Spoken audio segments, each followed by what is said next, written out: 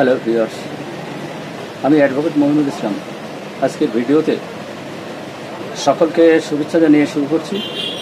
আজকের ভিডিওতে আমরা আলোচনা করব বাংলাদেশ ঋণের পাহাড়ে নিচে চাপা পড়ে আছে।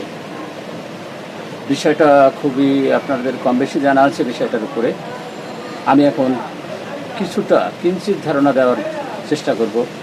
বাংলাদেশে আমরা কেন নিচের ঋণের পাহাড়ের নিচে ঢাকা পড়ে আছি। আমরা 1971 সালে স্বাধীনতা লাভ করি।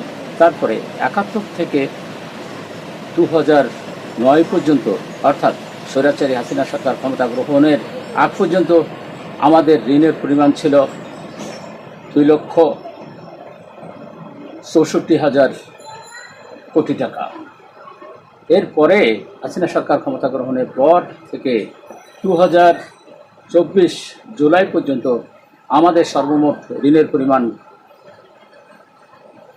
18,64,000 কোটি টাকা। এই কয় বছরে, অর্থাৎ আমরা যদি হিসাব করি তাহলে দেখি 1971 থেকে 2009 পর্যন্ত এই 37 বছরে আমাদের ঋণের পরিমাণ মাত্র 2,64,000 কোটি টাকা।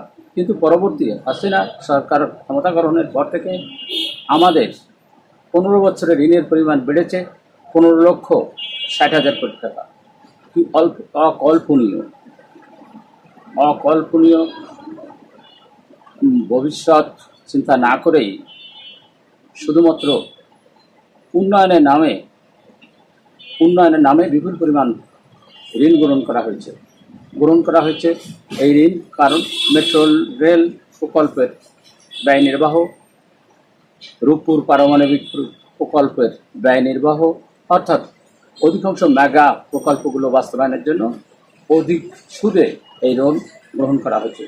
এই ঋণ গ্রহণ করা হয়েছে ফলে আমাদের জনগণের মাথাপিছু ঋণের পরিমাণ দাঁড়িয়েছে 10,60,000 টাকা প্রতি নাগরিকের উপর ঋণের বোঝা।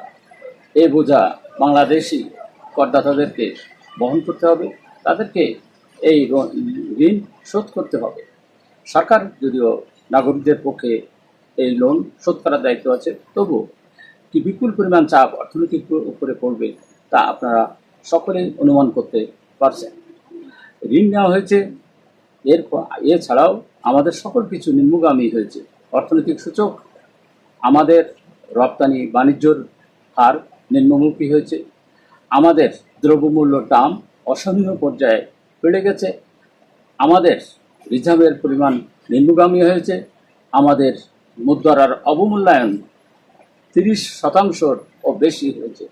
সুতরাং অর্থনীতি কি মহাসংকটে পড়েছে এবং এই সামগ্রিক চাপ বর্তমান অন্তর্বর্তীকালীন সরকারের উপর পড়বে। আর স্বাভাবিকভাবে অন্তর্বর্তীকালীন সরকারের উপরে পড়লে জনসাধারণের উপরেও কিছু করতে বাধ্য।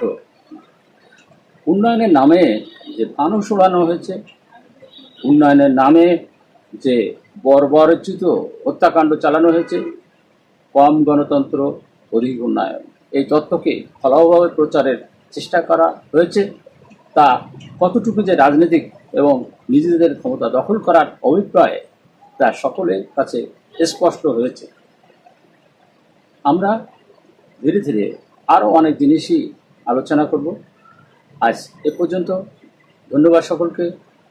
ধন্যবাদ যারা শুনছেন, যারা শুনবেন। কথা হবে অন্য কোনো ভিডিও করতে, অন্য কোনো সময়।